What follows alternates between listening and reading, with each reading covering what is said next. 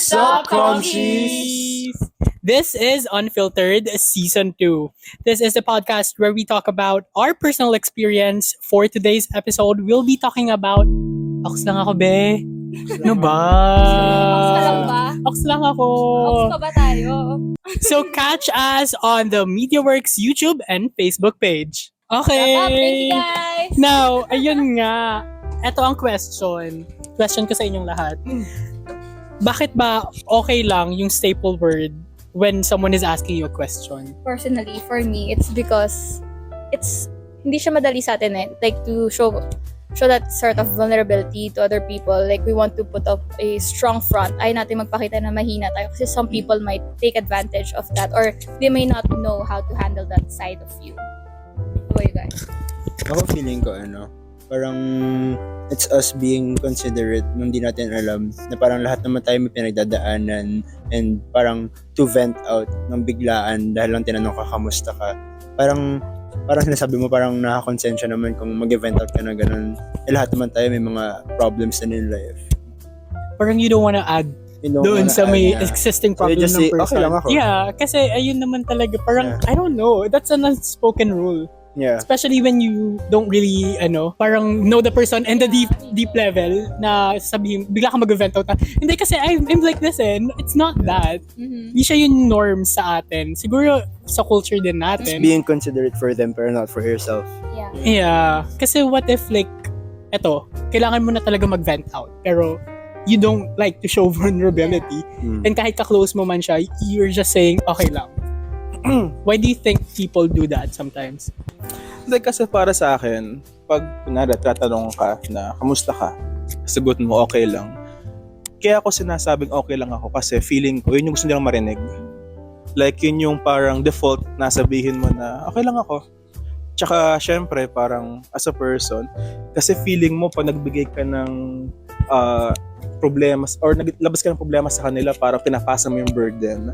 Minsan kunwari ang saya ng energy, tapos ikaw dahil magpuladaanan ka, bigla mo, para pag sabi mo yung kamusta ka, parang masisira yung vibe. Parang yung gano'n, masisira yung mood.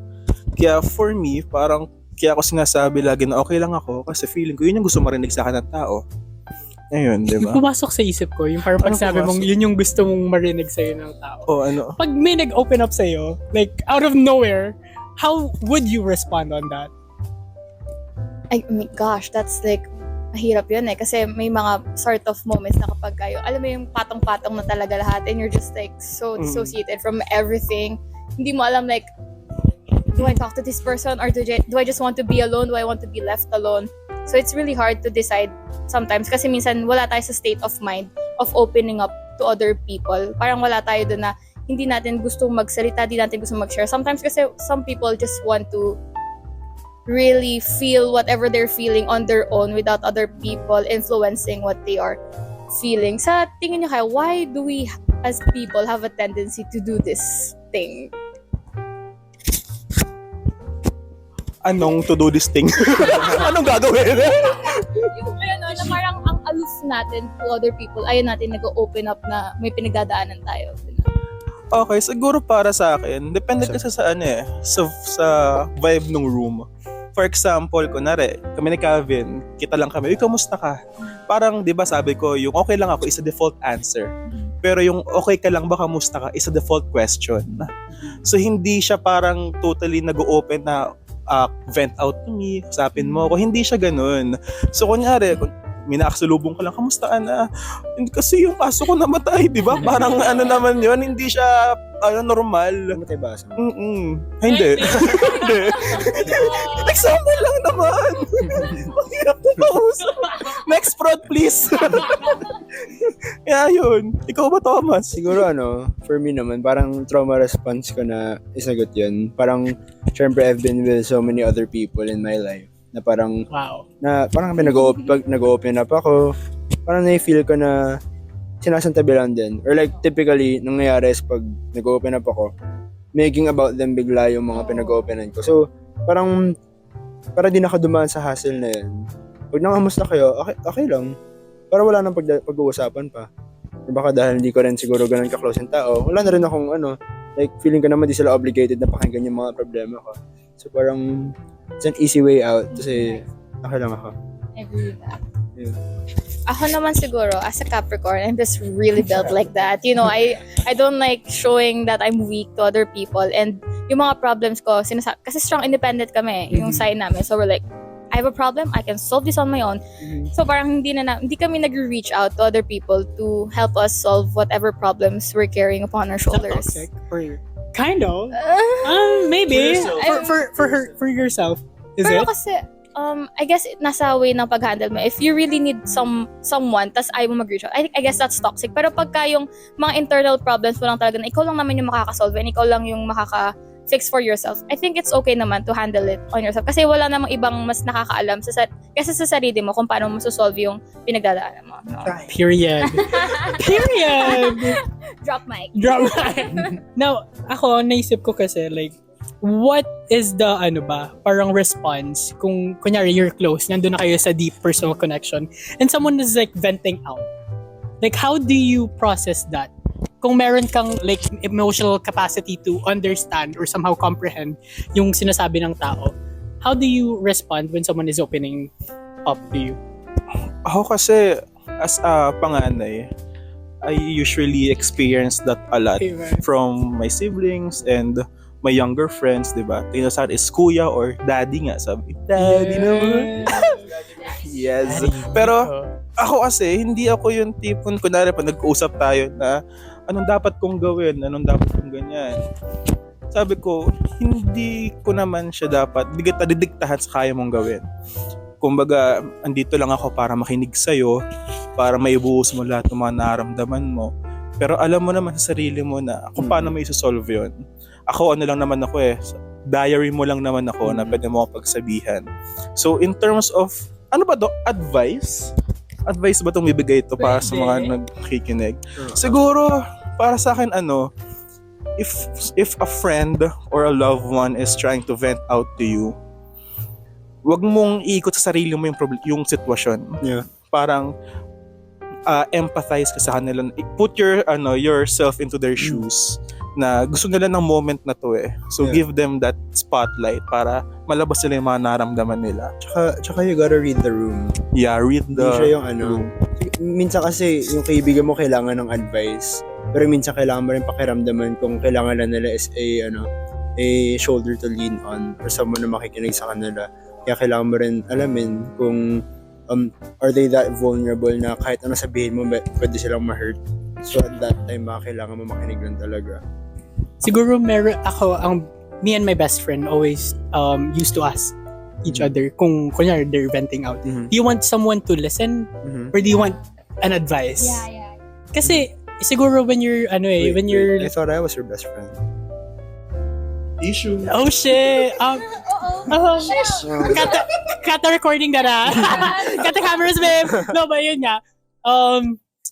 Kasi sometimes people just want someone to like listen to them and they're just like spreading everything to you, and somehow ikaw as a person, you have to learn how to not soak that up. Yeah. Parang yun yung pinaka best advice kapag kasi ako I'm a listener. Yeah. So it's best for me not to soak other people's problem. I think panganay things, pero it's best for us not to soak up other people's problem para hindi ka din ma-burden. And you're there for your friend or your loved one. Yeah. Diba? Siguro pero apakahirap niyang pag-aralan to not soak the problem. Kasi us, people, tend to feel things. And somehow, when someone is spreading or like, diba, saying things to you, parang, oh shit, oo nga. Tapos you tend to compare that to yourself. Kasi yun nga sabi mo, putting yourself to the shoe of the problem. To the shoe of the problem?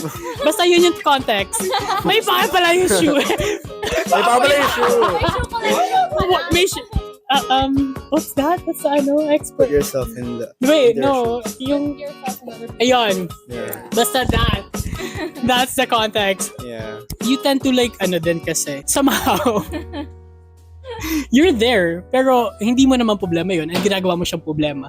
And it's best for you to like, just somehow afloat doon sa situation, not entirely stay there. So, ayun.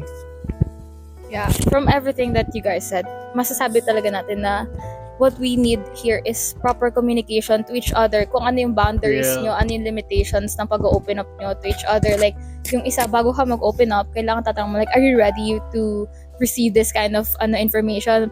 Mentally prepared ka ba to hear negative thoughts and stuff like that? And then, before you, yung listener as well, bago na i-receive yung thoughts and yung saying sasabihin sa kanya, kailangan din niyang itanong na parang, katulad nga ng sinabi niyo kanina, do you want someone to just listen or do you want advice? Kasi sometimes unsolicited yung advice na binibigay natin. And sometimes that's not what they want. They just want to be comforted. They just want to be, gusto lang nila may makinig. And then, when the time comes na parang nagbibigay ka na ng advice or like you're trying to solve their problems for them, it becomes much more, it comes out into a negative light even more. So, parang, that's not what I want right now. That's not what I need. I just need you to listen. Kasi parang sometimes, parang how do we say this?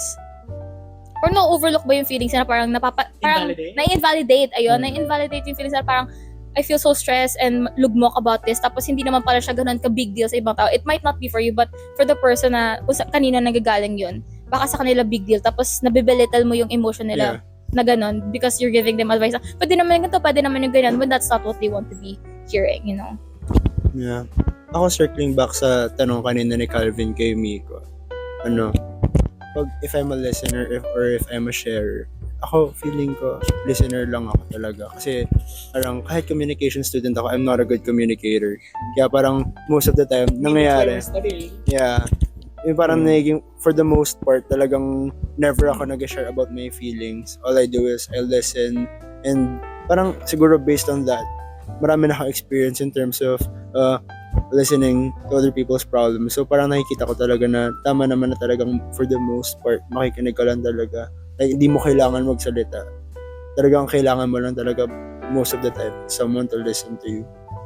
But for you, do you think that's like healthy personally na gano'n, na hindi ka nagde-disclose ng emotions mo to other people? Like parang what if may rough days ka and then nabiro ka ng mali, hindi nila alam na ay sensitive ka pala today. But do you think that's good? That's healthy? It's not healthy, pero I think I've learned to live with it na parang walang makikinig sa akin, and parang how I get better is I just forget about my problems. That's not true, Thomas. We're here for you. Yeah, and then isa na rin yun, like you have to surround yourself with people na you feel comfortable na makinig sa problema mo. Pero syempre hindi pa rin madali yun eh. Madalas talaga nangyayari kahit sobrang comfortable ka sa tao, yung mga problema mo sinasolo mo lang. Kaya minsan it's okay to it's better to ask them if okay lang ba sila, kasi minsan yun yung magpapalabas ng totoong nararamdaman nila. Parang in relation to I'm okay, saying it verbally, do you tell yourself you're okay? Do you gaslight yourself into like mentally I'm okay? Pero inside it's like not. Hindi, tsaka minsan, di ba, sabi nga ni Calvin, pag di siya hindi yung sabihin mo na I'm okay, hindi. Sabihin mo, I have to be okay. Oh, yeah. Kasi yun yung, kunyari, yun nga, nasabi ko kanina, ay mapanganay, di ba? Parang tingin nila sa akin is a kuya figure. Parang yun yung expectation ng tao sa akin na I have to be strong, I have to be composed at all times, handa ako makinig, handa ako magbigay ng advice. Pero kailangan mo rin ilagay yung sarili mo sa sitwasyon na kailangan mo rin ng tulong, kailangan mo rin ng kausap, kailangan mo din ng kuya para sa sarili mo. So, dahil dun, parang, hindi, kasi walang ganun kasi yung mga tao sa paligid ko, bunso So, kailangan ko sabihin sa sarili na, kaya mo to kasi sila nga, mas mabigat yung dala. Parang, di siya healthy, pero yun ang nangyayari madalas sa mga taong, sa mga matatanda sa atin, ganyan, sa mga tinitingala nating, yun. No, pero kasi it's ayun nga, in light of like a panganay things, it's quite somehow toxic, quote unquote, sa mga parents natin to like burden us na kapag may problema yung kapatid mo, you fix it. You should be there kasi that's your job. Well, in fact, matanda ka. How is that my job? Wait, ako. I need help. Di ba? Ako ba nagluwal neto? Yung ilang... Di ba? Off ba kayo? Yun. Lumalabas na yung No, pero kasi in light of that, being like, yung ikaw din yung mag-shoulder ng problems sa siblings mo, I think it's best for the parents then to open a communication sa mga sa mga anak nila, like sa panganay, sa bunso and everything, and wag nilang maliitin yung problems ng mga anak nila because sometimes they tend to say na napuntahan ko na yun eh. Been there, done that. Been there, done that. No, baby, I'm here now. So give me advice. If you've been here, give me an advice, diba? How am I gonna get out of this situation? So, circling back dun sa sinasabi mo na, question ko kung do you tell yourself, are you okay? Should we or should we not open up to other people? Depends on the situation and upon the person. Kasi nasa iyo talaga yan eh. Like, if you want to, then do so. Wala namang pipigil sa'yo. But, as we have discussed earlier nga, it's also important na we respect other people's boundaries if they're prepared to receive whatever negativity that we're going to be passing out. Kasi syempre, hindi naman, yun nga, napag-usapan natin na lahat tayo may pinagdadaanan at some point. So, we have to offer that sort of consideration and kindness to everyone around us. Kasi, pare-pareho tayong may pinagdadaanan. And then, sa akin naman, sa statement ni Hira na, di ba sabi mo, handa ba yung taong yun makinig sa'yo? Kaya ba ng mental health niya, ng kanyang mental capability? Sa akin, bukod doon, mahalaga din yung, kaya ka ba nang intindihin? Maintindihan ba niya yung mga sinasabi mo? Kasi aminin natin, guys, di naman mahirap mag-open up eh. Yeah. Kunyari, at this moment, nag-open up ako sa inyo. Ang tanong, naintindihan nyo ba ako? Di ba? Parang pa nag-open up sa bingi, satisfied ba ako? Kasi di naman ako naintindihan. No? Parang one way lang yung, yung conversation na puro lang about sa akin. Parang, di kami nagkaka-relate sa isa't isa. So, hindi lang basta handa ba siya. Dapat handa siyang umintindi sa'yo. Yung sa sinabi ni Miko na parang, yung kung makikinig ka, learn how to reciprocate kung ano yung sinasabi ng nag-open up sa'yo. Siguro, wag mo din yun, i-belittle yung feelings. Wag mo din parang i-relate sa'yo masyado yung problema. It's not about you. Because it's not about, don't say that. Don't say, ako kasi ganito eh. Ako nga ganito eh. Don't say that. Ako yan, ganito gagawin ko. But it's not you, it's me. Diba? Parang siguro, engage more. Parang ask questions kung paano ba talaga dapat. And kung ano yung nararamdaman niya. And start with that. How about you, Tommy? Yeah. No, I can relate naman to that. Na parang kailangan, you have to assess if you're on the same wavelength with the person. Pero ako kasi medyo controversial stand ko dyan eh. I always believe na I have to be okay being by myself. Pero I'm trying to learn naman on how to change that or better open up myself to others. Super controversial, right? Katulad ng gasgas na gasgas ng pot. No man is an island, Tommy. Yeah. I think, and then, kailangan personal development din yun na parang kailangan matuto ka sa sarili mo to ask for help. It's hard, pero at the end of the day, kahit mag-isa ka, you're never really alone. Oh, Yeah. Let's end the quote there. Yeah. Kahit mag-isa ka, I think, you'll never be alone. Yeah. So I think that ends our podcast for today. Yeah, what do you think? Bakit binubuluhan mo yung mic? Thank you for listening to our podcast. Media Works Podcast. This has been ASMR. This has been Media Works. Opening up.